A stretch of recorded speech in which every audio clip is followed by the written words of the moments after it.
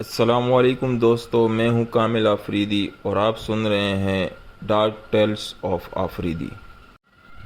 دوستو، آج کی کہانی کراچی کے مشہور و معروف علاقے ڈیفنس کی ہے۔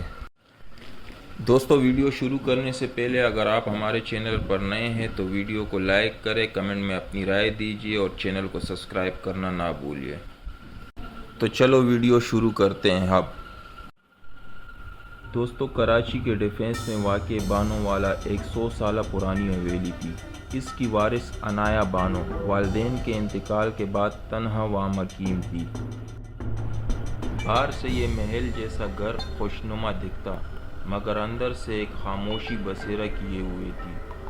نوکر کام کر کے فوراً اپنے کوارٹرز میں دبک جاتے تھے، جیسے شام ہوتے ہی کوئی سایہ جاگ جاتا ہو۔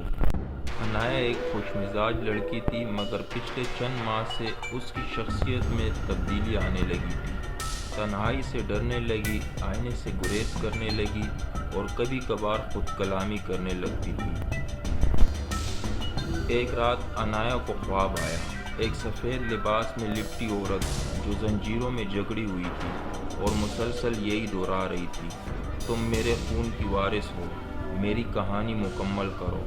عنایہ گھبرا کر اٹھی، مگر کمرے میں عجیب سی ٹھنڈک تھی اور آئینے پر کسی نے انگلی سے لکھا تھا، بانو واپس آئے گی۔ عنایہ نے اپنے بچپن کے دوست طلحہ کو بلایا، جو یونیورسٹی میں مافوق الفطر چیزوں پر تحقیق کرتا تھا۔ طلحہ نے سارا دن حویلی کا معائنہ کیا اور پرانی فائل سے یہ معلوم ہوا کہ ایک عورت بانو بیگم سن 1925 میں اس حویلی میں پراسرار طور پر لاپتہ ہوئی اور اس کا سراغ کبھی نہیں ملا۔ عنایہ کو حویلی کے تہخانے میں ایک پرانا صندوق ملا، جس میں بانو بیگم کی ڈائری تھی۔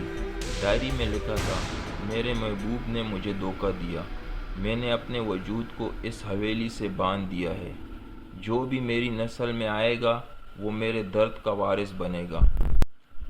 طلحہ نے عنایہ کو خبردار کیا، یہ عام روح نہیں بلکہ پندہ روح ہے، جو اپنے خاندان میں کسی کو قربان کر کے سکون پاتی ہے۔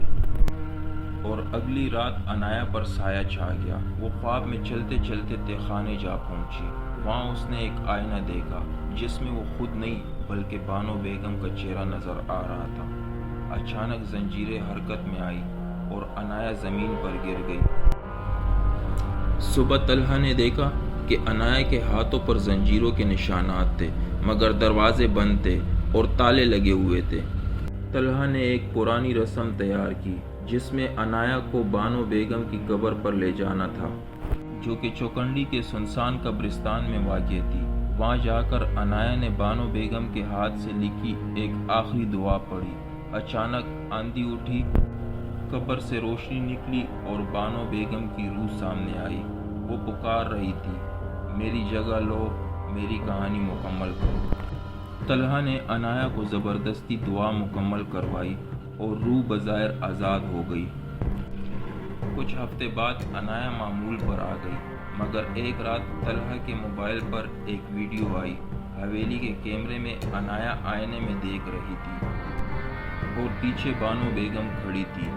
عنایہ نے آہستہ سے کہا، میں اب اکیلی نہیں ہوں، بانو میرے اندر ہے۔ کہا جاتا ہے کہ بانو بیگم کی روح نے اپنی نئی میزبان چن لی ہے۔ اب وہ شب نس کی مہمان نہیں رہی بلکہ میزبان بن چکی ہے۔ دوستو، ویڈیو کیسی لگی کمنٹ میں ضرور بتانا۔